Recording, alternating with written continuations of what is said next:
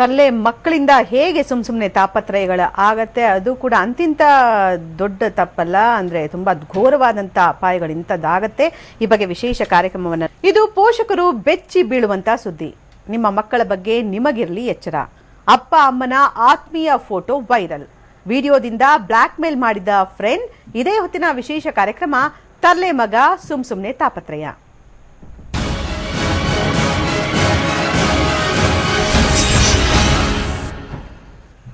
ಪೋಷಕರೇ, ಇದು ನಿಜಕ್ಕೂ ನೀವು ಬೆಚ್ಚಿ ಬೀಳುವಂತ ಸ್ಟೋರಿ. ಯಾಕೆಂದ್ರೆ ನಿಮ್ಮ ಮಕ್ಕಳ ಬಗ್ಗೆ ನಿಮ್ಗೆ ಗಮನ ಇಲ್ಲ ಅಂದ್ರೆ ಆಗಬಾರ್ದಂತ ಎಡವಟ್ಟುಗಳಾಗತ್ತೆ. ಅದರಲ್ಲೂ ಅವರ ಕೈಗೆ ನೀವು ಮೊಬೈಲ್ ಕೊಟ್ಟಿದ್ದೀರಿ ಅಂದ್ರೆ ಒಂದು ಕಣ್ಣಿಟ್ಟಿರ್ಬೇಕು, ಇಲ್ಲಾಂದ್ರೆ ನಿಮ್ಮ ಖಾಸಗಿ ಫೋಟೋಗಳು ಬೇರೆಯವರ ಪಾಲಾಗಿರುತ್ತೆ. ನಮ್ಮ ಮಕ್ಕಳು ಮಾಡೋ ಎಡವಟ್ಟಿನಿಂದ ನಾವು ತಲೆ ತಗ್ಗಿಸುವಂತ ಪರಿಸ್ಥಿತಿ ಎದುರಾಗತ್ತೆ. ಯಾಕೆ ಅಂತೀರಾ? ಈ ಸ್ಟೋರಿ ನೋಡಿದ್ರೆ ನಿಮ್ಗೆ ಗೊತ್ತಾಗುತ್ತೆ. ಐಲು ಕೈಲಿದ್ರೆ ಮೊಬೈಲು, ಸ್ಟೈಲು ಸ್ಟೈಲು ಸ್ಟೈಲು ಕೈಲಿದ್ರೆ ಮೊಬೈಲು.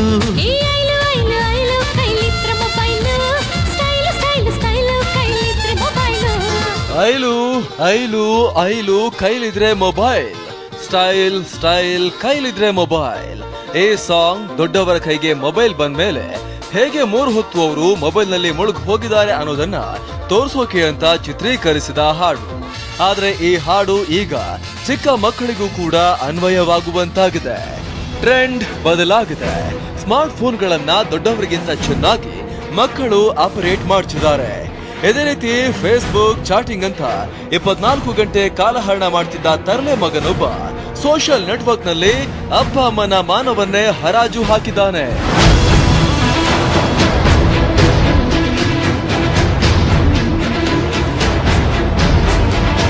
ಬೆಂಗಳೂರಿನ ಮಾಗಡಿ ರಸ್ತೆಯಲ್ಲಿ ಅಪ್ಪ ಅಮ್ಮನೊಂದಿಗೆ ವಾಸವಾಗಿದ್ದ 13 ವರ್ಷದ ಬಾಲಕ 2 ವರ್ಷಗಳಿಂದ ಸ್ಮಾರ್ಟ್ ಫೋನ್ ಬಳಸ್ತಾ ಇದ್ದ.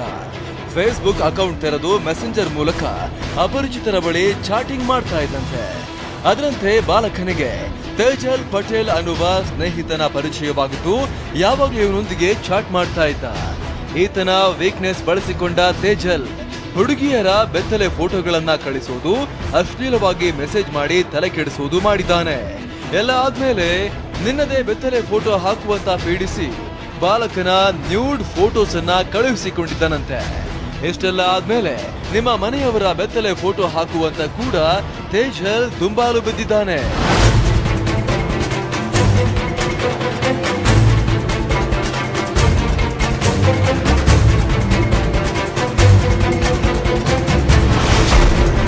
ಯಾರದೋ ಮಾತು ಕೇಳಿ ತೆಗೆದ ಅಪ್ಪ ಅಮ್ಮನ ಆತ್ಮೀಯ ವಿಡಿಯೋ ಪಡೆದ ಕಿರಾತಕನಿಂದ ಕೋರ್ಟಿಗಾಗಿ ಬ್ಲಾಕ್ ಮೇಲ್.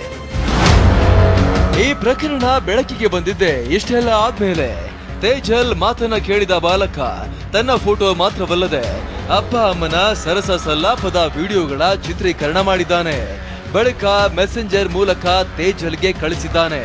ಇತ್ತ ವಿಡಿಯೋವನ್ನ ಪಡೆದುಕೊಂಡ ಕಿರಾತಕ ತೇಜಲ್ ಪಟೇಲ್ ಬಾಲಕನ ತಂದೆ ತಾಯಿಗೆ ಕಾಲ್ ಮಾಡಿ ಬ್ಲಾಕ್ ಮೇಲ್ ಮಾಡಿದ್ದಾನೆ. 1 ಕೋಟಿ ಕೊಡಿ, ಕೊಡದೆ ಹೋದ್ರೆ ಹೋಮ್ ಸೈಟ್ ನಲ್ಲಿ ವಿಡಿಯೋ ಅಪ್ಲೋಡ್ ಮಾಡ್ತೀನಿ ಅಂತ ಹೆದರಿಸಿದ್ದಾನೆ. ಇದರಿಂದ ಕಂಗಾಲಾದ ಪೋಷಕರು ಸಿಐಡಿ ಸೈಬರ್ ಕ್ರೈಮ್ ಠಾಣೆಯಲ್ಲಿ ಕೇಸ್ ದಾಖಲಿಸಿದ್ದಾರೆ. ಈತ ಕೇಸ್ ದಾಖಲಿಸಿರುವುದು ತಿಳಿದುಕೊಂಡ ಆರೋಪಿ ತೇಜಲ್ ಪಟೇಲ್ ತನ್ನ ಅಕೌಂಟ್ ಅನ್ನ ಡಿಆಕ್ಟಿವೇಟ್ ಮಾಡಿದ್ದಾನೆ. ಆದ್ರೆ ಪೊಲೀಸರು ಈ ಕೃತ್ಯವನ್ನ ಯಾರೋ ಗೊತ್ತಿರುವ ಪರಿಚಯಸ್ಥನೇ ಮಾಡಿರಬಹುದು ಅಂತ ಶಂಕೆಯನ್ನ ವ್ಯಕ್ತಪಡಿಸಿದ್ದಾರೆ. ಕಾರಣ, ಇವರ ಶ್ರೀಮಂತಿಕೆಯ ಪ್ರದರ್ಶನ ಮಾಡುವ ಫೋಟೋಗಳನ್ನ ಬಾಲಕ ಫೇಸ್ಬುಕ್ ನಲ್ಲಿ ಹಾಕಿದ್ದು ಅದನ್ನ ನೋಡಿಕೊಂಡು ಯಾರೋ ಬೇಕು ಅಂತಾನೆ ಹೀಗೆ ಮಾಡಿದ್ದಾರೆ ಎಂದು ಶಂಕಿಸಿದ್ದು ಈ ಬಗ್ಗೆ ತನಿಖೆಯನ್ನ ಮುಂದುವರಿಸಿದ್ದಾರೆ.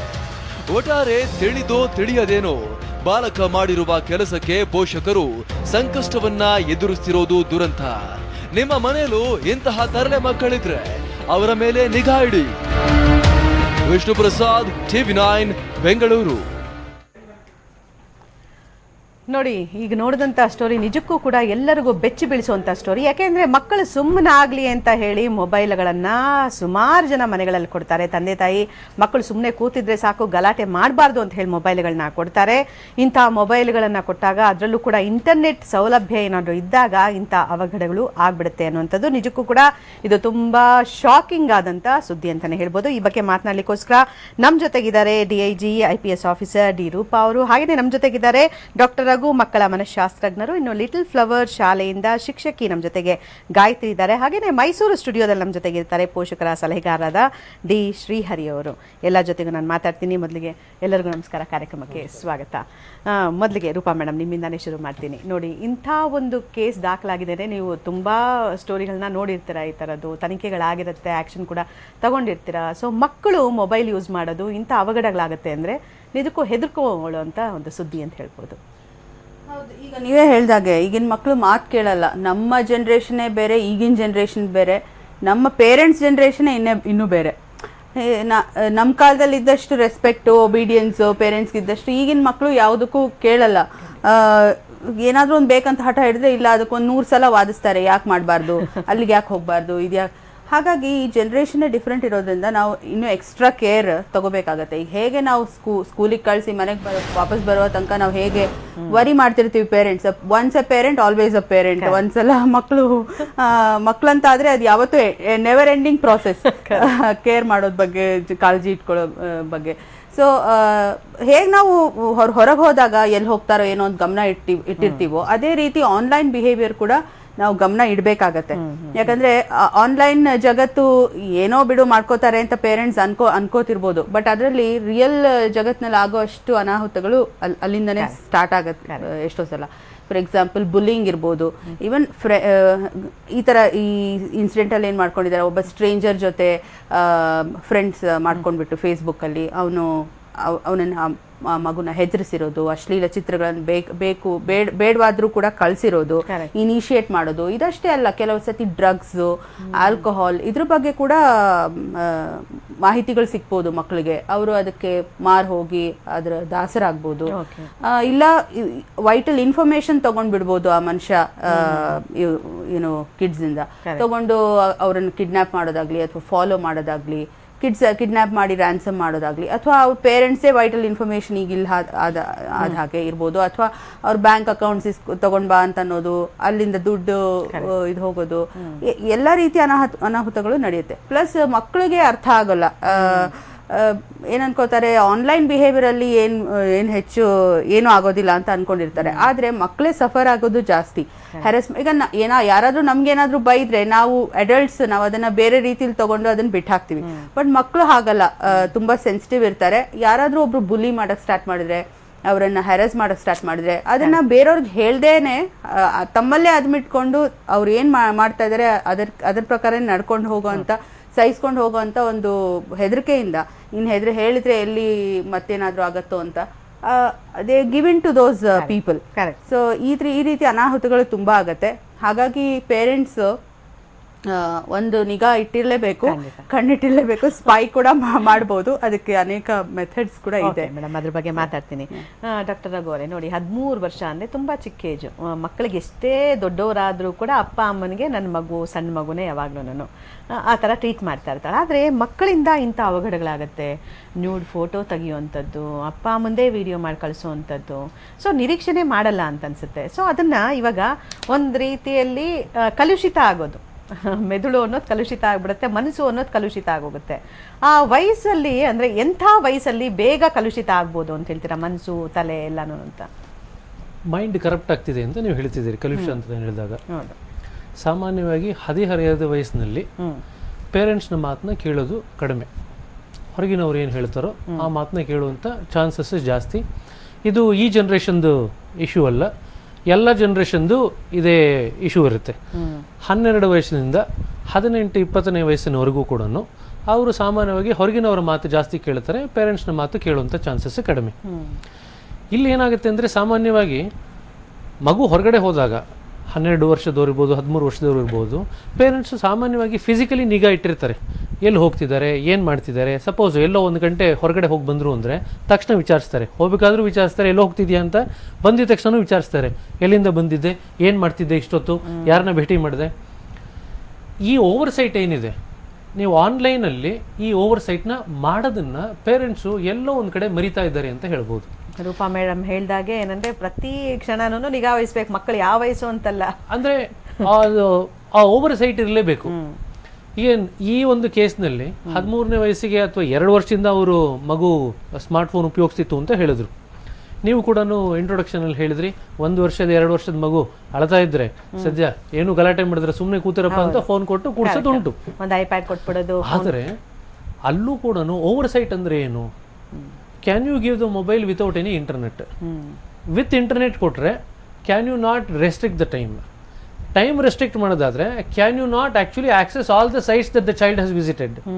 If the child has visited some chat site, can you not actually go and look at the chat that has taken place?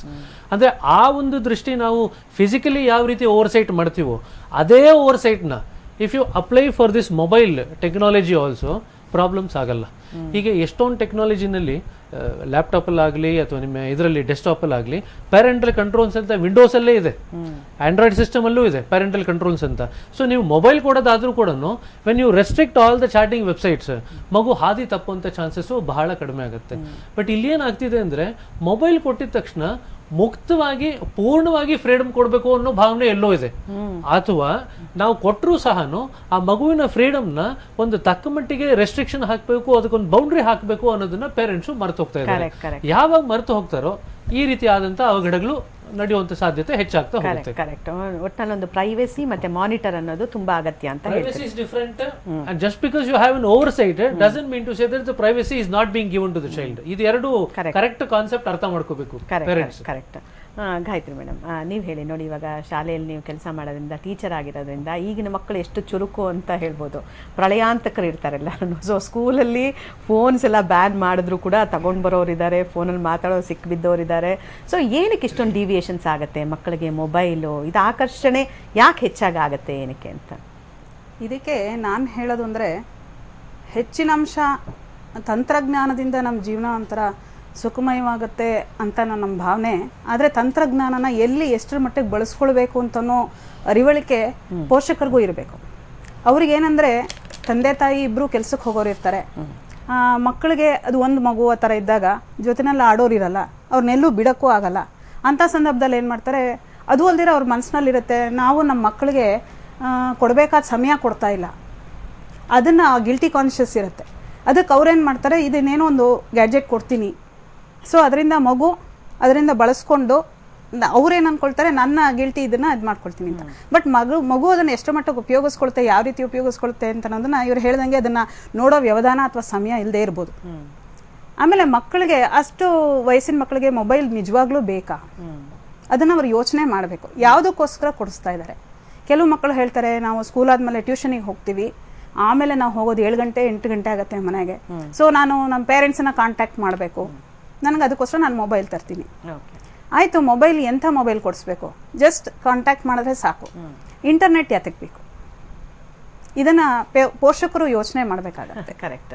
Roopa madam, ಎಲ್ಲ ಒಂದು ಕಡೆ ಲ್ಯಾವಿಶ್ ಲೈಫ್ನ ಎಕ್ಸಿಬಿಟ್ ಮಾಡೋದು ಇವಾಗ ಒಂಥರ ಅದೇ ಒಂದು ಖಾತ್ರಿ ಆಗಿಬಿಟ್ಟಿದೆ. ಯಾಕೆಂದರೆ ಇವಾಗ ಫೇಸ್ಬುಕ್ಕಲ್ಲಿ ನೋಡಿದ್ರೆ ಬರೀ ಪಾಸಿಟಿವ್ ಥಿಂಗ್ಸೇ, ಅವರೆಷ್ಟು ಲ್ಯಾವಿಶ್ ಆಗಿದ್ದಾರೆ, ಎಲ್ಲೆಲ್ಲಿ ಪಾರ್ಟೀಸ್ ಮಾಡ್ತಾರೆ, ಇನ್ನೇನು ಎಂಜಾಯ್ ಮಾಡ್ತಾರೆ, ಬರೀ ಇಂಥದ್ದೇ ಇರುತ್ತೆ.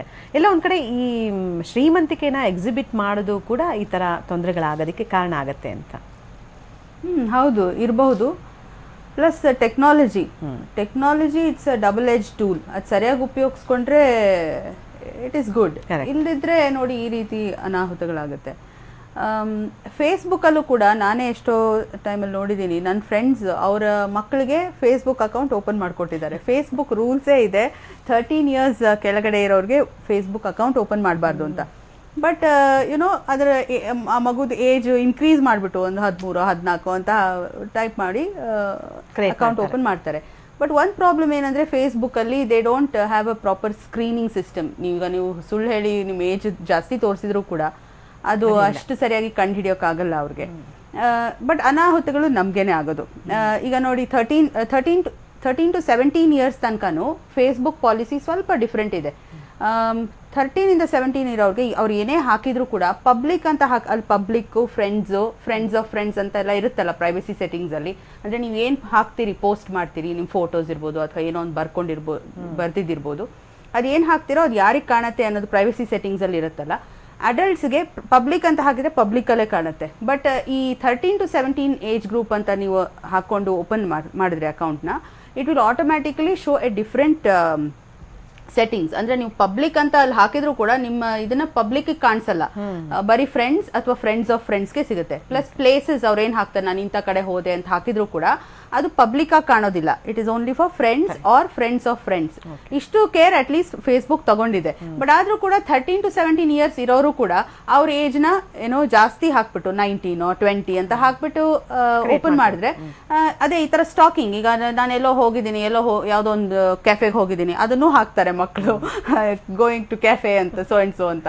ಅಲ್ಲಿ ಯಾರು ಬಂದು ಅವರನ್ನ ಸ್ಟಾಕ್ ಮಾಡೋನಿದ್ರೆ ಅಲ್ಲಿ ಬಂದು ಏನೋ ಒಂದು ಮಾಡ್ಬೋದು. ಈ ತರ ಒಂದು ಸುಮಾರು ಇನ್ಸಿಡೆಂಟ್ಸ್ ಆಗಿದೆ. 2010 ಅಲ್ಲಿ one person by name Peter, ಅವ್ನು ಆಕ್ಚುಲಿ ಇದ್ದಿದ್ದು 38 ವರ್ಷ, ಬಟ್ ಅವನು 17 ಇಯರ್ಸ್ ಅಂತ ಹೇಳಿ ಅವನು ಓಪನ್ ಮಾಡಿದ್ದ ಅವನ ಅಕೌಂಟ್ನ. ಈ ತರ ಎಷ್ಟೋ ಜನ ಸುಳ್ಳು ಹೇಳಿ ಆ ಸಣ್ಣ ಏಜ್ ಗ್ರೂಪ್ ತೋರಿಸ್ಕೊಂಡು ಕೂಡ ಅಕೌಂಟ್ ಓಪನ್ ಮಾಡ್ಕೊಂಡಿರ್ತಾರೆ. So one girl who was actually 17 years, ಅವನನ್ನ ಫ್ರೆಂಡ್ ಮಾಡ್ಕೊಂಡು, ಅವನು 17 ಅಂತ ಹೇಳಿ ಅವನನ್ನ ನಂತರ ಅವನ finally he ended up raping her and even murdering ಹರ್.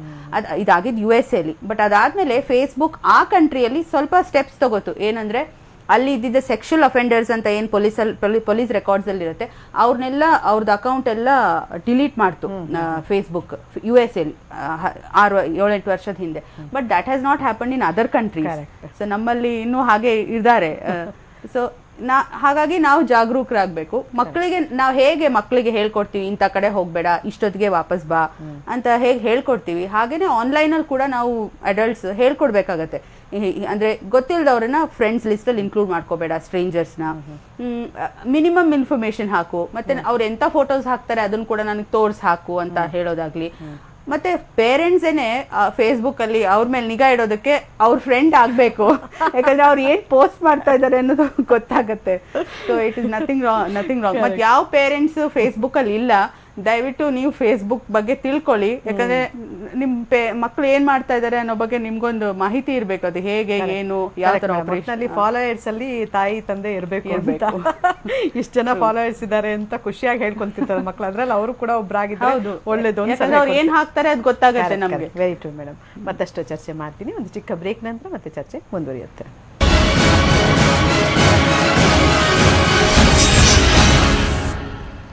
ವಿಶೇಷ ಕಾರ್ಯಕ್ರಮಕ್ಕೆ ಮತ್ತೊಮ್ಮೆ ಸ್ವಾಗತ. ಮೈಸೂರು ಸ್ಟುಡಿಯೋದಲ್ಲಿದ್ದಾರೆ ಡಿ ಶ್ರೀಹರಿ, ಪೋಷಕರ ಸಲಹೆಗಾರರು. ಮಾತಾಡ್ತೀನಿ. ಶ್ರೀಹರಿ ಅವರೇ ನಮಸ್ಕಾರ. ಸೊ ಸಾಕಷ್ಟು ಹೇಳ್ತಾ ಇದ್ವಿ ನಾವು ವಿಷಯಗಳನ್ನು. ಈಗ ಪೋಷಕರ ಜವಾಬ್ದಾರಿ ಅಂತ ಬಂದಾಗ ಈ ನಿಟ್ಟಿನಲ್ಲಿ ಮಕ್ಕಳು ಈ ರೀತಿಯಾಗಿ ಫೇಸ್ಬುಕ್ನಲ್ಲಿರೋದು ಅಥವಾ ಯಾವುದೇ ಸೋಷಿಯಲ್ ಮೀಡಿಯಾದಲ್ಲಿರೋವಂಥದ್ದು, ಈ ರೀತಿ ವಿಡಿಯೋ ಅಪ್ಲೋಡ್ ಮಾಡೋವಂಥದ್ದು, ಕಳಿಸೋದು, ಸೊ ನಿಜಕ್ಕೂ ಕೂಡ ಇದು ಎಚ್ಚರಿಕೆಯ ಗಂಟೆ ಪೋಷಕರಿಗೆ. ಸೊ ಏನು ಹೇಳ್ತೀರಾ ಸರ್? ಹಾಂ ಮೇಡಮ್, ಇದು ಸಮಸ್ಯೆ ಅಲ್ಲ, ಪೋಷಕರಿಗಿರುವಂಥ ಚಾಲೆಂಜಸ್. ನಾನು ಪ್ರತಿ ಶಾಲೆನಲ್ಲಿ, ಪ್ರತಿ ಕಾಲೇಜಲ್ಲಿ ಇದರ ಬಗ್ಗೆ ಮಕ್ಕಳ ಜೊತೆ ದೊಡ್ಡವ್ರ ಜೊತೆ ಚರ್ಚೆ ಮಾಡ್ತೀನಿ. ಈ ಚರ್ಚೆ ಮಾಡಿದಾಗ every parent comes and tells the same thing. ಇಂಥ ನಮ್ಮ ಮನೇಲಿ ಪ್ರಾಬ್ಲಮ್ ಇದೆ, ನಮ್ಮ ಮಕ್ಕಳು ಓದೋದಿಲ್ಲ, 3 ಹೊತ್ತು ಫೋನ್ ಹಿಡ್ಕೊಂಡಿದ್ದಾರೆ, ಲ್ಯಾಪ್ಟಾಪ್ ಅಲ್ಲಿ ಇದ್ದಾರೆ, ಸ್ಮಾರ್ಟ್ ಫೋನ್ಗಳು ಹಿಡ್ಕೊಂಡಿದ್ದಾರೆ, ಐಪ್ಯಾಡ್ಗಳು ಹಿಡ್ಕೊಂಡಿದ್ದಾರೆ. ರೂಪಾ ಮೇಡಮ್ ಹೇಳಿದ ಹಾಗೆ, ಒಂದು the challenge is parent should be equally competent enough in technology. ಈ ಟೆಕ್ನಾಲಜಿನಲ್ಲಿ ಫೇಸ್ಬುಕ್ ಅಲ್ಲಿ ಅಪ್ಪ ಅಮ್ಮ ಮಕ್ಕಳಿಗೆ ಫ್ರೆಂಡ್ ಆಗ್ಬೇಕು, ಟ್ರ್ಯಾಕ್ ಇಡಬೇಕು, ಅವರ ವಾಟ್ಸಪ್ ಗ್ರೂಪ್ಗಳ ಜೊತೆ ಎಲ್ಲೋ ಒಂದ್ ಕಡೆ ಮಿಕ್ಸ್ ಆಗಿರ್ಬೇಕು. ಪ್ರತಿನಿತ್ಯ ಮಕ್ಕಳು ಎಷ್ಟೊತ್ತು ಇದರಲ್ಲಿ ಇದ್ದಾರೆ ಚೆಕ್ ಮಾಡ್ತಾ ಇರಬೇಕು, as A friend, not as A tracking person. ಅವ್ರಿಗೆ ಸಮಸ್ಯೆಗಳ ಏನಂತಂದ್ರೆ, ಅಪ್ಪ ಅಮ್ಮ ಟ್ರ್ಯಾಕ್ ಮಾಡ್ತಾ ಇದ್ದಾರೆ ಅಂತ ಗೊತ್ತಾದ ತಕ್ಷಣ they will go to some other techniques. They are much faster in technology. ಅಪ್ಪ ಅಮ್ಮ ಕಷ್ಟ ಆಗತ್ತೆ, but we need to track them with affection. ಅವ್ರಿಗೆ ಲಾಜಿಕಲ್ ಆಗಿ ಕೂಡಿಸ್ಕೋಬೇಕು, ಅವ್ರ ಜೊತೆ ಮಾತಾಡಬೇಕು. ಇದು ಒಂದು. ಹಿಂದೆ 15 ವರ್ಷ ಆದ ತಕ್ಷಣ ಮಕ್ಕಳನ್ನ ಫ್ರೆಂಡ್ ಆಗಿ ಟ್ರೀಟ್ ಮಾಡಿ ಅಂತ ಇದ್ರು. ಈಗ ನಾವು 8 ವರ್ಷಕ್ಕೆ ಫ್ರೆಂಡ್ ಆಗಿ ಟ್ರೀಟ್ ಮಾಡಬೇಕಾಗತ್ತೆ. 8 ವರ್ಷಕ್ಕೆ ಈಗಿನ ಆಹಾರದ ಪದ್ಧತಿಗಳಲ್ಲಿ ಅವರ ಹಾರ್ಮೋನ್ಸ್ ಗಳೆಲ್ಲ ಚೇಂಜ್ ಆಗುತ್ತೆ. ಕರೆಕ್ಟ್.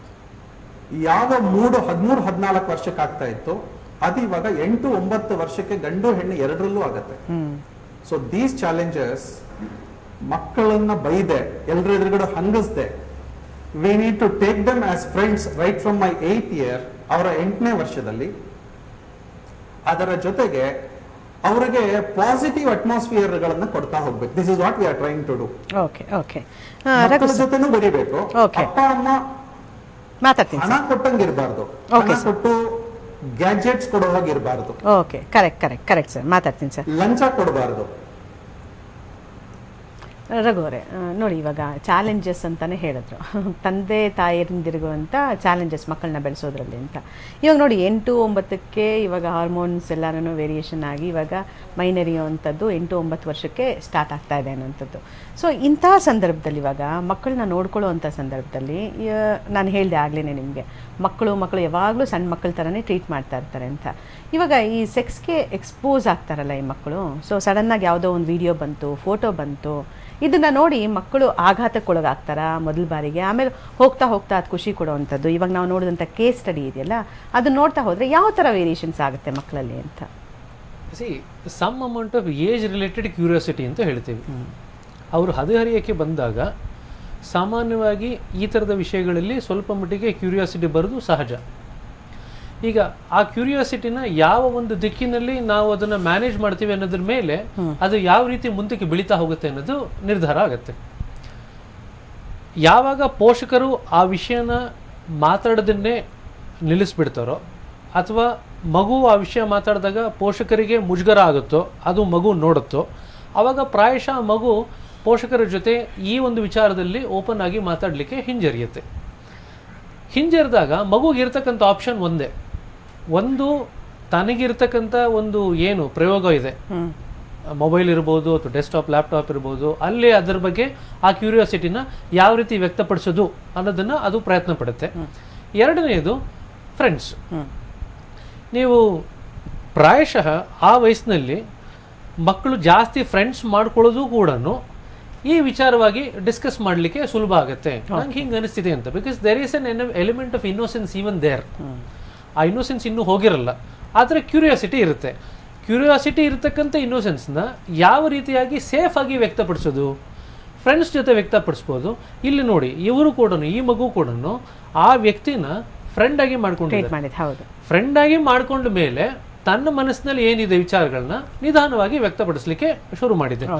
ಆದರೆ ಆ ಫ್ರೆಂಡ್ ಆದಂಥ ವ್ಯಕ್ತಿ ಈ ಮಗುನ ಯಾವ ರೀತಿ ಡೆಲಿಕೇಟ್ ಆಗಿ ಹ್ಯಾಂಡಲ್ ಮಾಡಿದ್ರೆ ಆ ಮಗುಗೆ ಒಂದು ರೀತಿಯ ಔಟ್ಲೆಟ್ ಸಿಗ್ದಂಗೆ ಆಗುತ್ತೆ.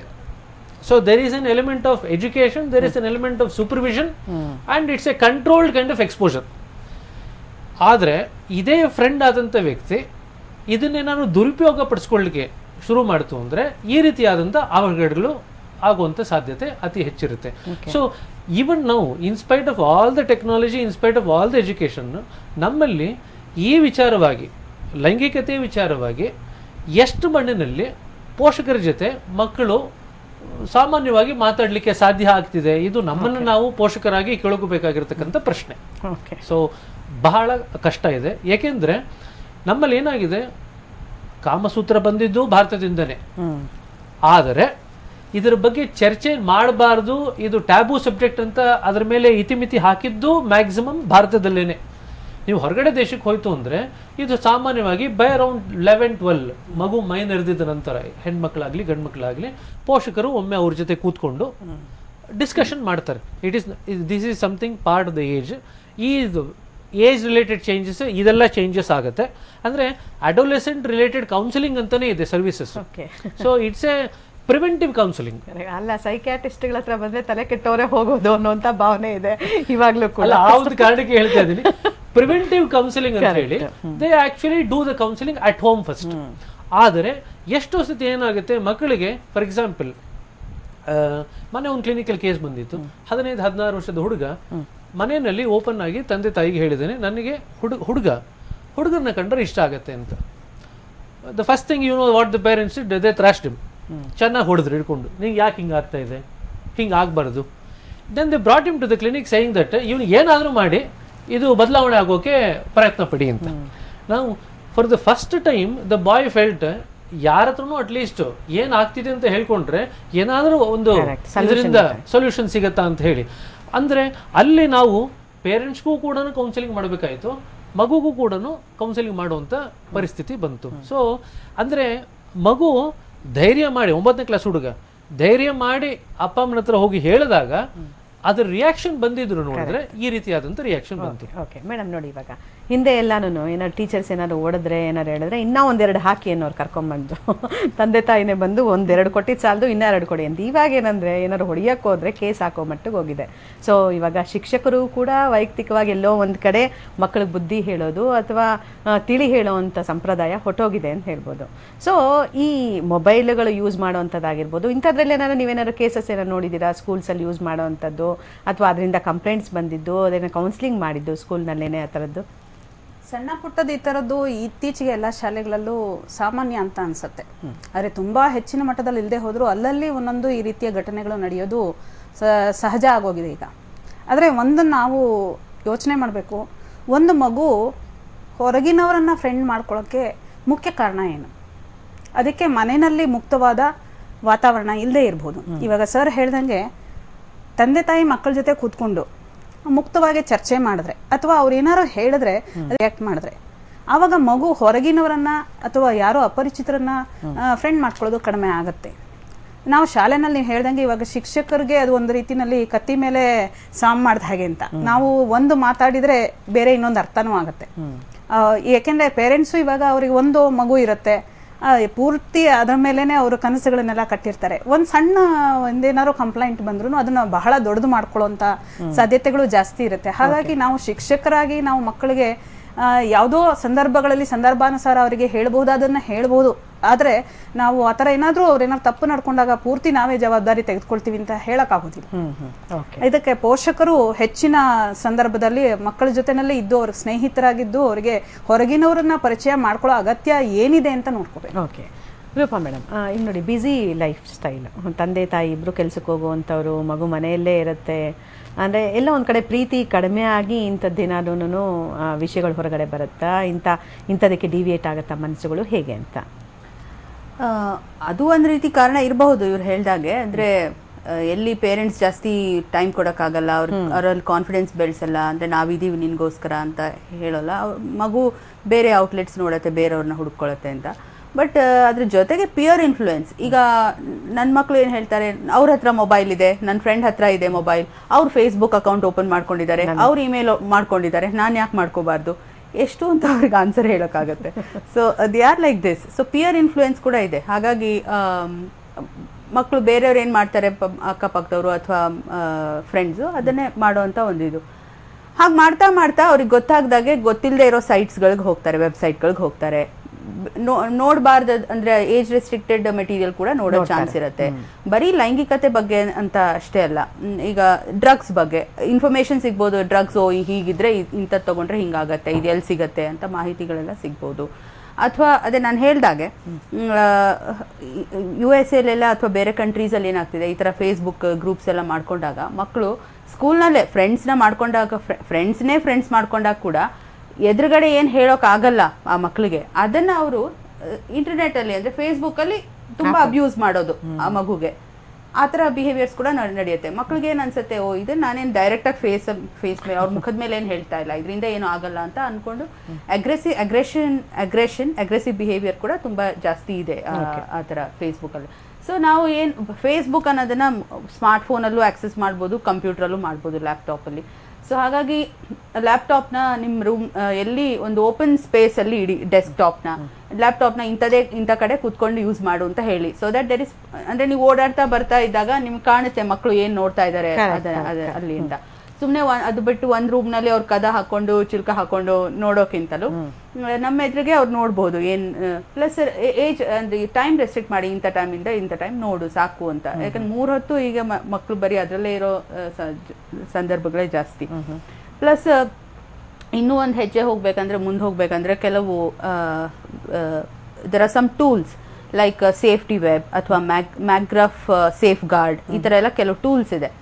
ಅದನ್ನ ಹಾಕೊಂಡ್ರೆ ನಿಮ್ ಮಕ್ಕಳು ಯಾವ್ಯಾವ ವೆಬ್ಸೈಟ್ಸ್ ಸೋಷಿಯಲ್ ವೆಬ್ಸೈಟ್ಸ್ ಹೋಗಿದ್ದಾರೆ ಅಂದ್ರೆ ಫೇಸ್ಬುಕ್ ಅಲ್ಲಿ ಇದಾರ, ಟ್ವಿಟರ್ ಅಲ್ಲಿ ಇದಾರ, ಅಂದ್ರೆ ಅವ್ರು ನಿಮ್ಗೆ ಹೇಳ್ದೇ ಇದ್ರು ಪರವಾಗಿಲ್ಲ, ನಿಮಗ್ ಗೊತ್ತಾಗತ್ತೆ ಫೇಸ್ಬುಕ್ ಅಲ್ಲಿ ಇದಾರ, ಟ್ವಿಟರ್ ಅಲ್ಲಿ ಇದಾರ, ಇನ್ನೊಂದು ಟಂಬ್ಲರ್ ಅಂತ ಬರುತ್ತೆ, ಮತ್ತೆ ಸುಮಾರಿದೆ ಆತರ ಒಂದು 25 ಸೋಷಿಯಲ್ ವೆಬ್ಸೈಟ್ಸ್ ಎಲ್ಲಿದ್ದಾರೆ ಅಂತ ಹೇಳುತ್ತೆ. ಇನ್ನೂ ಕೆಲವು ಟೂಲ್ಸ್ ಇದರಲ್ಲಿ ಅವ್ರು ಏನ್ ಮಾಡ್ತಿದ್ದಾರೆ, ಏನೇನ್ ಅಂದ್ರೆ ನೀವು ಅವ್ರ ಫೇಸ್ಬುಕ್ ಫ್ರೆಂಡ್ ಆಗಿಲ್ದೇ ಇದ್ರು ಕೂಡ ಅವ್ರು ಏನ್ ಹಾಕ್ತಾ ಇದಾರೆ, ಏನ್ ಫೋಟೋಸ್ ಹಾಕ್ತಿದ್ದಾರೆ, ಏನ್ ಬರಿತಾ ಇದಾರೆ.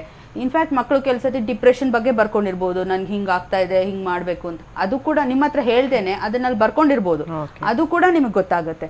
ಯಾಕಂದ್ರೆ ಎಷ್ಟೋ ಸಲ ಈ ತರ ಡಿಪ್ರೆಷನ್ ಆಗಿ ಸುಯಿಸೈಡ್ ಮಾಡ್ಕೊಂಡಂತ ಕೇಸ್ಗಳು ಇದೆ. ಸೊ ಹಾಗಾಗಿ ಮಾನಿಟರ್ ಮಾಡೋದು ಇಟ್ಸ್ ವೆರಿ ಗುಡ್, ಬರೀ ಲೈಂಗಿಕತೆ ದೃಷ್ಟಿಯಿಂದಲೇ ಅಷ್ಟೇ ಅಲ್ಲ.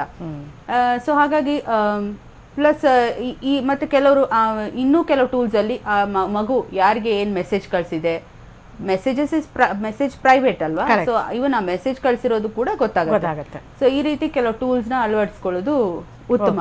ಪ್ಲಸ್ ನಾವು ಹೇಗೆ ಮಕ್ಕಳಿಗೆ ಫಿಸಿಕಲ್ ಬಿಹೇವಿಯರಲ್ ರೆಸ್ಟ್ರಿಕ್ಷನ್ ಹಾಕ್ತಿವಿ ಅಂದ್ರೆ ಇಲ್ಲಿ ಹೋಗ್ಬೇಡ, ಬೇಡ, ಅಥವಾ ಅಲ್ಲಿ ಇಷ್ಟ ಟೈಮ್ ಒಳಗ್ ಬಾ ಅಂತ, ಅದೇ ತರ ನಾವು ಆನ್ಲೈನ್ ಕೂಡ ಕೆಲಸತಿ ಅವ್ರಿಗೆ ಹೇಳ್ಕೊಡ್ಬೇಕಾಗತ್ತೆ, ಈ ತರ ಮಾಡ್ಬೇಡ, ಬರೀ ಗೊತ್ತಿರೋರ್ನಷ್ಟೇ ಫ್ರೆಂಡ್ ಮಾಡ್ಕೋ, ಅನಗತ್ಯ ಫೋಟೋಗಳನ್ನ ಹಾಕ್ಬೇಡ.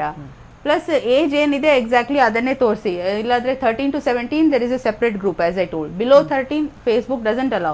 ಆದ್ರೂ ಪೇರೆಂಟ್ಸ್ ಕೆಲವರು ಮಾಡ್ಕೊಡ್ತಾರೆ, ದಯವಿಟ್ಟು ಮಾಡಬೇಡಿ. ಕರೆಕ್ಟ್. ಒಟ್ಟು ಏನಂತಂದ್ರೆ ಮೇಡಮ್, ತಂದೆ ತಾಯಿಗೂ ಕೂಡ ಟೆಕ್ನಾಲಜಿ ಅನ್ನೋದು ಗೊತ್ತಿರಬೇಕು, ಅರಿವಿರಬೇಕು. ಮಕ್ಕಳನ್ನ ಒಂದ್ಸಲಿ ಇಂಟರ್ನೆಟ್ಗೆ ಇಂಟ್ರೊಡ್ಯೂಸ್ ಮಾಡಿಸಿದ್ದಾರೆ ಅಂದಮೇಲೆ ತಂದೆ ತಾಯಿಗೆ ಅರಿವಿರಬೇಕು ಕೆಲವೊಂದ್ರ ಬಗ್ಗೆ ಅಂತ ಹೇಳ್ತೀರಾ. ಓಕೆ, ಮತ್ತಷ್ಟು ಚರ್ಚೆ ಮಾಡ್ತೀನಿ ನಾನು ಎಲ್ಲರ ಜೊತೆಗೂ. ಒಂದು ಚಿಕ್ಕ ಬ್ರೇಕ್ನ ನಂತರ ಮತ್ತೆ ಚರ್ಚೆ ಮುಂದುವರಿಯುತ್ತೆ.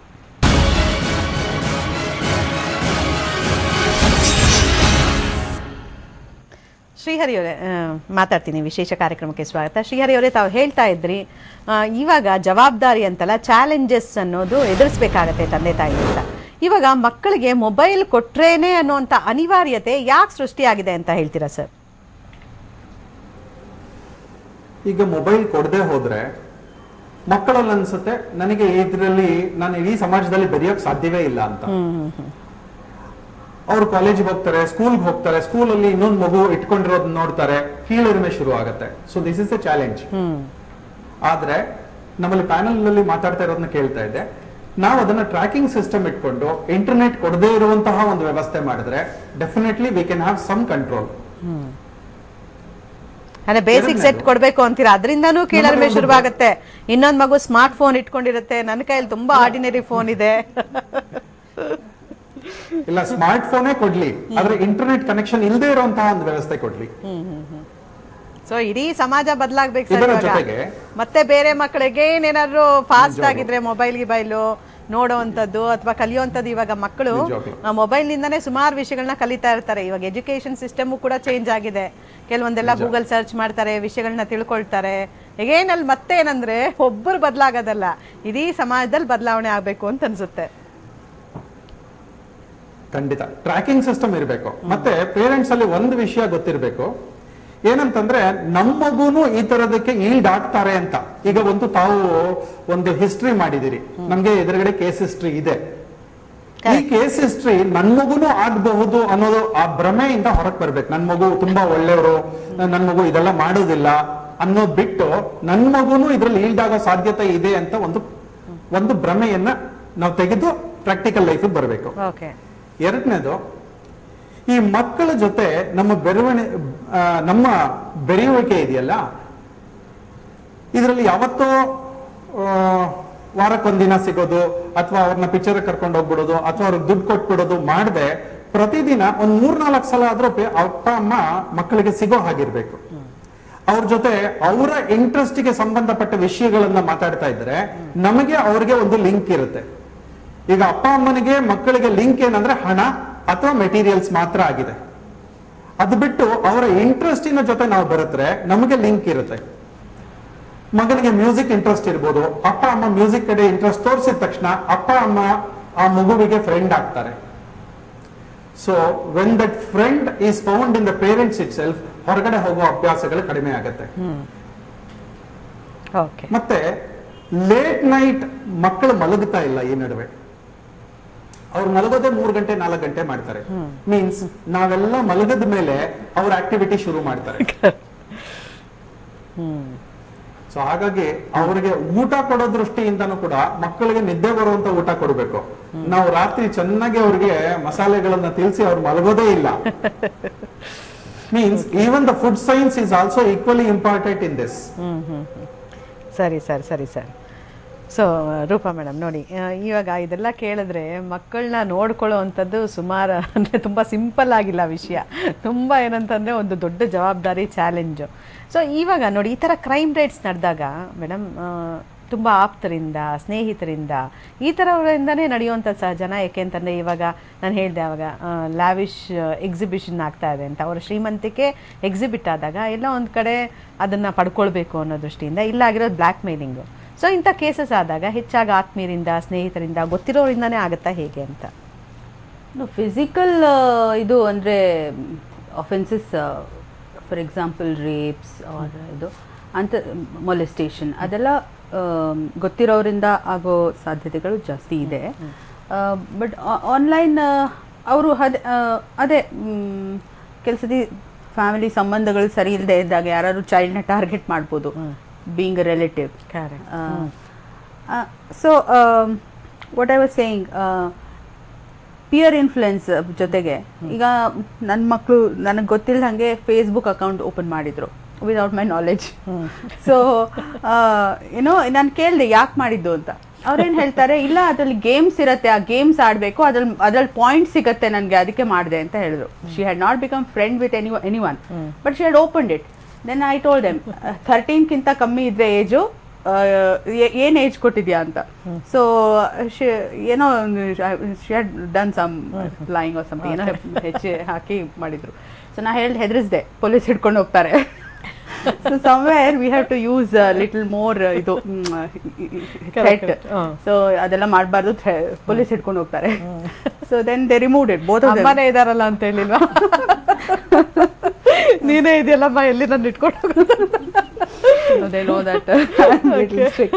ಸೊ ಹಾಗಾಗಿ ಸೊ ಬರೀ ಸುಮ್ನೆ ಫ್ರೆಂಡ್ಸ್ ಜೊತೆ ಬೆರೆಯೋಕೆ ಅಂತಲ್ಲ, ಈ ತರ ಎಷ್ಟೋ ಕೆಲವು ಕ್ರಶ್ ಕ್ಯಾಂಡಿ ಸಾಗಾ ಅಂತ ಏನೋ ಬರುತ್ತಲ್ಲ ಗೇಮ್ಸ್ ಎಲ್ಲ, ಕ್ಯಾಂಡಿ ಕ್ರಶ್ ಸಾಗಾ. ಸೊ ಆ ಗೇಮ್ಸ್ ಆಡ್ಲಿಕ್ಕೆ ಅಂತ ಹೋಗ್ತಾರೆ ಕೆಲವು ಮಕ್ಕಳು ಫೇಸ್ಬುಕ್ ಅಲ್ಲಿ. ಕೇಳಿರ್ತಾರೆ, ಓ ಇಲ್ಲಿ ಸಿಗತ್ತೆ, ಫೇಸ್ಬುಕ್ ಅಲ್ಲಿ ಇರುತ್ತೆ ಇದು ಆಡು ಅಂತ ಅವ್ರ ಫ್ರೆಂಡ್ಸ್ ಹೇಳಿರ್ತಾರೆ. ಹಂಗಾಗಿ ದೇ ಓಪನ್.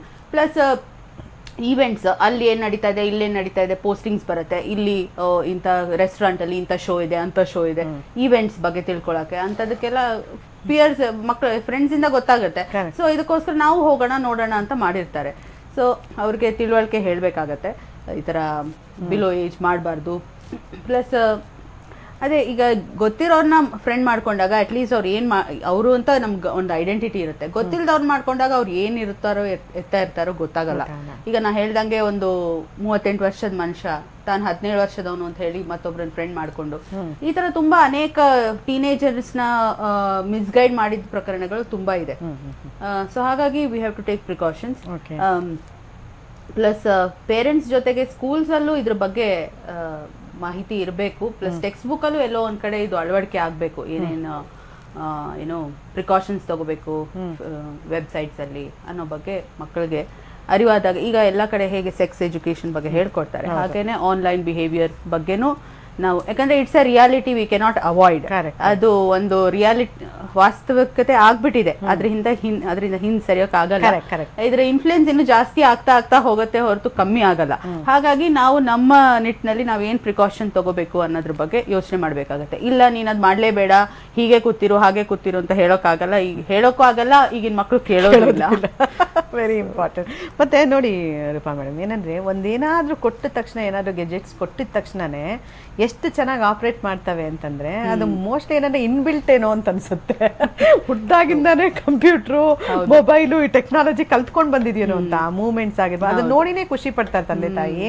ಸೊ ಅದು ಕಲ್ತ್ಕೊಳ್ಳೋದು ಕೂಡ ತುಂಬಾ ಈಸಿ ಆಗ್ಬಿಡ್ತವೆ ಅಂತ. ಇಲ್ಲ, ತಂದೆ ತಾಯಿ ಗೊತ್ತಾಗಬೇಕು, ಅದು ಏನು ಬರೀ ಸ್ಮಾರ್ಟ್ ಫೋನ್ ನೋಡೋದ್ರಿಂದ, ಗೇಮ್ಸ್ ಆಡೋದ್ರಿಂದ ಇಟ್ಸ್ ನೋ ಬಿಗ್ ಅಚೀವ್ಮೆಂಟ್ ಅಂತ ಹಾಗೆ ಯಾರು ಭಾವಿಸಿದ್ರೆ, ಓ ನನ್ ಮಗ ಇಷ್ಟು ಚೆನ್ನಾಗ್ ಮಾಡ್ತಾನೆ, ಅಷ್ಟು ಚೆನ್ನಾಗ್ ಮಾಡ್ತಾರೆ, ಮಕ್ಕಳು ಹಿಂಗ್ ಮಾಡ್ತಾರೆ, ಅದ್ರಲ್ಲಿ ಎಲ್ಲೋ ಒಂದ್ ಕಡೆ ಅನಾಹುತ ಅಡಗಿದೆ ಅಂತ ಅವ್ರಿಗೆ ಗೊತ್ತಾಗ್ಬೇಕು. ಈಗ ನನ್ನ ಸಂಬಂಧಿಕರಲ್ಲೇ ಒಬ್ರು ಒಂದು 7ನೇ ಕ್ಲಾಸಿನ ಹುಡುಗಿಗೆ ಫೋನ್ ಕೊಡ್ಸಿದ್ರು, ಸ್ಮಾರ್ಟ್ ಫೋನ್. ಇವ್ರು ಹೇಳ್ದಾಗೆ. So why smartphone is required. ಆ ಮಗು ಕರೆಕ್ಟ್ ಮನೆಗೆ ಲೇಟಾಗಿ ಬರ್ಬೋದು ಟ್ಯೂಷನ್ ಗೀಷನ್ ಹೋಗಿ, ಬಟ್ ನಾನು ಇಲ್ಲಿ ಇಂಥ ಕಡೆ ಇದ್ದೀನಿ ಅಂತ ಹೇಳೋಕೆ ಯೂಸ್ ಮಾಡ್ಬೋದು. ಬಟ್ ಐ ಆಲ್ಸೋ ಫೆಲ್ಟ್ ಯಾಕೆ ಸ್ಮಾರ್ಟ್ ಫೋನ್ ಯಾಕೆ, ಒಂದು ನಾರ್ಮಲ್ ಫೋನ್ ಇದು ಮಾಡಿದ್ರೆ ಆಯ್ತು ಅಂತ. ಸೊ ಹಾಗೆ ಮಕ್ಕಳ ಡಿಮಾಂಡ್ ಇದ್ದೇ ಇರುತ್ತೆ, ಒಂದ್ ಕೊಡ್ಸಿದ್ರೆ ಇನ್ನೊಂದ್ ಕೊಡ್ಸು, ಇನ್ನೊಂದ್ ಕೊಡ್ಸಿದ್ರೆ ಮತ್ತೊಂದ್ ಕೊಡ್ಸು ಅಂತ ಇದ್ದೇ ಇರುತ್ತೆ. ಬಟ್ ನಾವೆಲ್ಲೋ ಒಂದ್ ಕಡೆ ರೆಸ್ಟ್ರಿಕ್ಟ್ ಮಾಡ್ಬೇಕಾಗತ್ತೆ.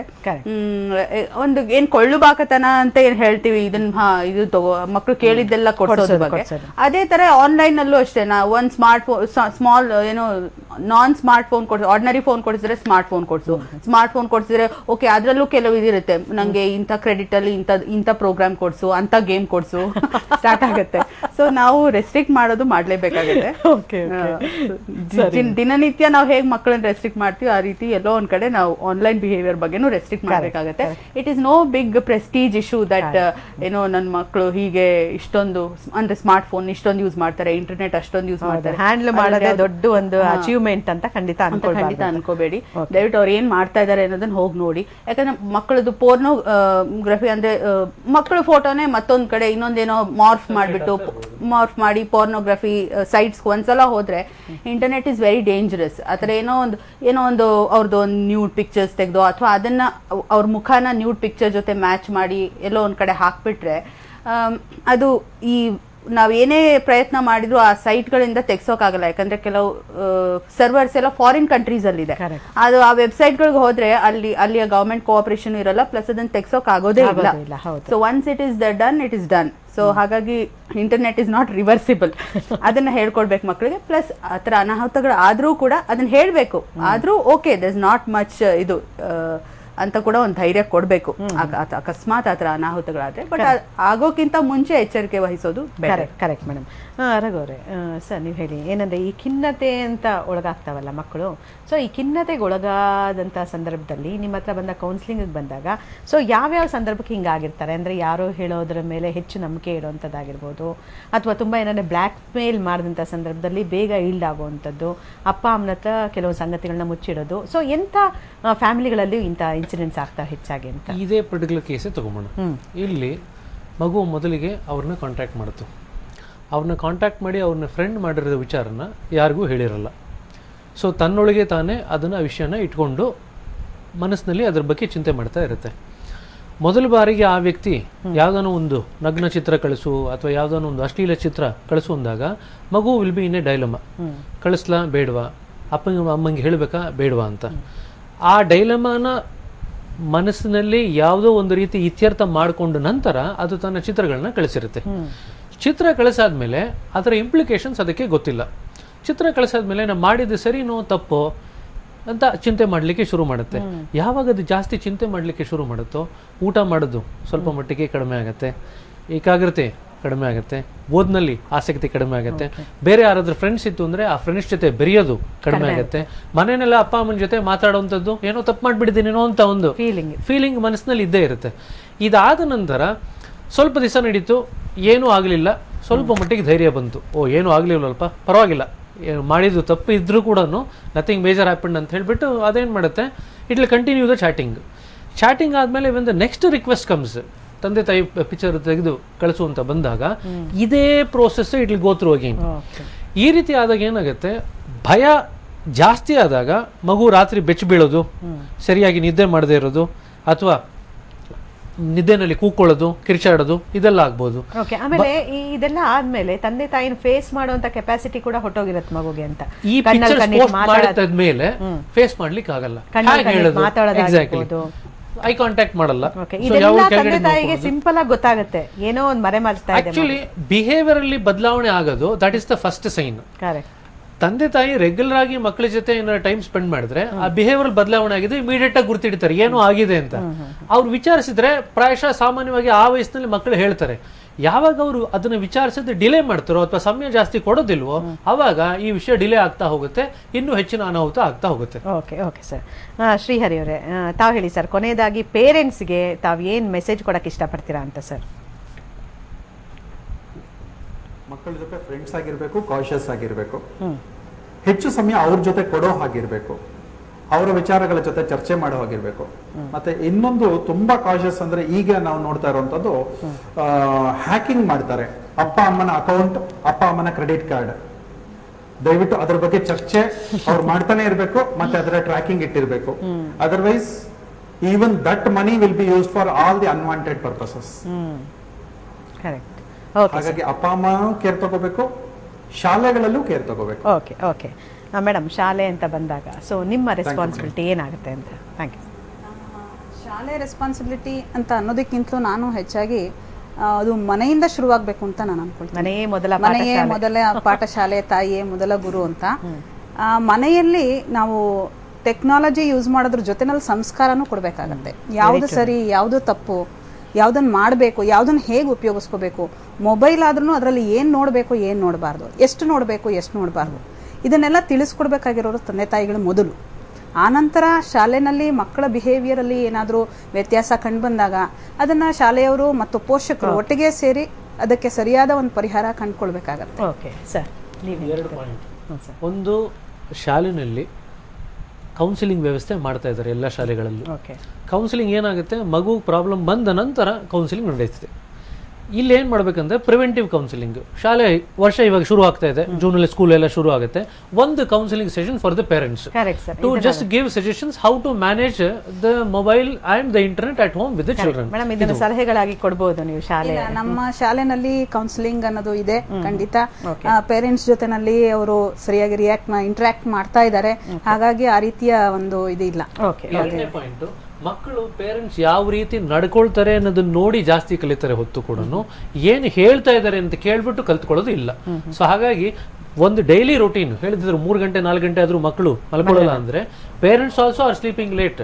They have to change the routine in to certain habit so that ಅವಾಗ ಮಕ್ಕಳು ಅದನ್ನ ನೋಡ್ಬಿಟ್ಟು ಅವರು ಕಲ್ತ್ಕೊಳ್ತಾರೆ. ಓಕೆ ಓಕೆ ರೂಪಾ ಮೇಡಮ್, ತಾವೇನು ಹೇಳ್ತೀರಾ ಅಂತ? ಅಬೌಟ್ ಫ್ಯಾಮಿಲಿ ಆ್ಯಂಡ್ ಸ್ಕೂಲ್ ಹೇಳೋದಾದ್ರೆ, ನಾವು ಪೇರೆಂಟ್ಸ್ ಎಷ್ಟೇ ಹೇಳಿದ್ರು, ಎಷ್ಟೇ ಫ್ರೆಂಡ್ಸ್ ಆಗಿ ಹೇಳಿದ್ರು ಏನಾಗುತ್ತೆ, ಶಂಕದಿಂದ ಬಂದ್ರೆ ತೀರ್ಥ ಅನ್ನಂಗೆ ಟೀಚರ್ಸ್ ಹೇಳಿದ್ದನ್ನೇ ಮಕ್ಕಳು ಒಂಥರ ಫಾಲೋ ಮಾಡೋದು. ಅವ್ರ ಮನಸ್ಸೇ ಆಗಿರುತ್ತೆ. ಪೇರೆಂಟ್ಸ್ ಹೇಳಿದ್ರು ಇಲ್ಲ ನಮ್ಮ ಟೀಚರ್ ಹೀಗೆ ಹೇಳಿದ್ದಾರೆ ಅನ್ನೋ ಸಂದರ್ಭಗಳು ಇರುತ್ತೆ. ಸೊ ಹಾಗಾಗಿ ಟೀಚರ್ಸ್ ಪದೇ ಪದೇ ಹೇಳಬೇಕು. ನಾ ಹೇಳಿದಾಗೆ ಟೆಕ್ಸ್ಟ್ ಬುಕ್ಸಲ್ಲೂ ಇದಿರಬೇಕು. ಪ್ಲಸ್ ಒಂದು ಸೆಷನ್ ಕೊಡ್ಬೋದು ಎಲ್ಲ ಮಕ್ಳಿಗೂ, ಈ ಥರ ಮಾಡಬೇಕು, ಮಾಡಬಾರ್ದು, ಫೋನ್ ತರಬಾರ್ದು, ಅಥವಾ ತಂದರೆ ಏನೇನು ಫಾಲೋ ಮಾಡಬೇಕು ರೆಗ್ಯುಲೇಷನ್ಸ್ ಅಂತ. ಸೊ ಅದರಿಂದ ಪಿಯರ್ ಇನ್ಫ್ಲೂಯೆನ್ಸ್ ಅಂತ ಏನಂತೀವಿ ಅಂದರೆ, ನಮ್ಮ ಮಕ್ಕಳಿಗೆ ಫ್ರೆಂಡ್ಸ್ ಇನ್ಫ್ಲೂಯೆನ್ಸ್ ಅದು ಕಡಿಮೆ ಆಗುತ್ತೆ. ಅಂದರೆ ಅವರು ತಪ್ಪು ಮಾಡ್ತಾ ಇದ್ರೆ ಅದು ಪ್ರಿವೆಂಟ್ ಆಗಿ ನಮ್ಮ ಮಕ್ಕಳು ಕೂಡ, ಅಂದರೆ ಈ ಮಗು ಮತ್ತೊಂದು ಮಗು ಕೂಡ ಅದನ್ನು ಫಾಲೋ ಮಾಡೋದು ಕಮ್ಮಿ ಆಗುತ್ತೆ. ಮತ್ತು ಯಾವುದಕ್ಕೂ ಕೂಡ ಹೀಗಾಯಿತು ಅಂತ ಏನು ಹೆದರಿಕೆ ಪಟ್ಕೋಬೇಡಿ. ಎಲ್ಲದಕ್ಕೂ ಒಂದು ಸೊಲ್ಯೂಷನ್ ಇದ್ದೇ ಇರುತ್ತೆ. Either with counselling or definitely with police help. ಅದನ್ನ ಮನಸ್ಸಲ್ಲಿ ಇಟ್ಕೊಂಡು ಕೊರಗೋ ಅಂತದ್ದೇನಿಲ್ಲ. ಅದನ್ನು ಕೂಡ ಮಕ್ಳಿಗೆ ಹೇಳ್ಕೊಡ್ಬೇಕು. ಅಕಸ್ಮಾತ್ ಏನಾದ್ರು ಏನಾದ್ರೂ ನನಗೆ ತಿಳಿಸು ಅಂತ. ಸೊ ಮಾನಿಟರಿಂಗ್ ಮಾಡ್ಲೇಬೇಕು. ಒಂದು ವಿಷಯ ಹೇಳಿ ಇಷ್ಟಪಡ್ತೀನಿ. ಟೀಚರ್ಸ್ ಹೇಳಿದ್ರೆ ಮಕ್ಕಳು ಕೇಳ್ತಾರೆ, ರೋಲ್ ಮಾಡೆಲ್ಸ್ ಟೀಚರ್ಸ್. ಹೌದು, ಅದನ್ನ ನಾನು ಒಪ್ಕೊಳ್ತೀನಿ. ಆದರೆ ಅದು 6-7ನೇ ತರಗತಿವರೆಗೂ ಅಷ್ಟೇ. ಅವರು 8ನೇ ತರಗತಿಗೆ ಒಂದ್ಸತಿ ತಲುಪಿದ್ರು ಅಂತಂದ್ರೆ ಅವರು ಅನ್ಕೊಂಡ್ಬಿಡ್ತಾರೆ ನಾವು ಎಲ್ಲಾನು ತಿಳ್ಕೊಂಡಿರೋರು, ಇವ್ರೇನ್ ನಮಗೆ ಹೇಳ್ಕೊಡೋದು ಅನ್ನೋ ಮಟ್ಟಕ್ಕೂ ಬೆಳೆದಿರ್ತಾರೆ. ಇಲ್ಲಿ ಕೇಳ್ತಾರೆ, ತಲೆ ಉಗಿಸ್ಕೊಂಡು ಕೇಳ್ತಾರೆ, ಬಟ್ ಮನೆಗೆ ಹೋದ್ಮೇಲೆ ಅವ್ರು ಅದನ್ನ ಫಾಲೋ ಮಾಡ್ತಾರ ಇಲ್ಲ ಅನ್ನೋದನ್ನ ಅವ್ರ ಪೇರೆಂಟ್ಸ್ನು ಒಂದ್ಸತಿ ಗಮನಿಸಬೇಕಾಗುತ್ತೆ. ಟೀಚರ್ಸ್ನೇ ಬೈತಿರ್ತಾರೆ, ಹೌದು, ಅದಂತೂ ಗ್ಯಾರಂಟಿ. ಅಂಡ್ ಎಸ್ಪೆಷಲಿ ಟೀನ್ಸ್ ಅಲ್ಲಿ ಏನಾಗುತ್ತೆ, ಫ್ರೆಂಡ್ಸ್ ಆಗ್ತಾರೆ. ಈಗ ಕೋಎಡ್ ಸ್ಕೂಲ್ ಇರುತ್ತೆ, ಗಂಡ್ ಮಕ್ಳು ಹೆಣ್ಮಕ್ಳು ಬೇರೀತಾರೆ. ಏನೋ ಫ್ರೆಂಡ್ಸ್ ಆದಾಗ ಮತ್ತೊಂದ್ ಲೆವೆಲ್ಗೆ ಹೋಗ್ಬೋದು.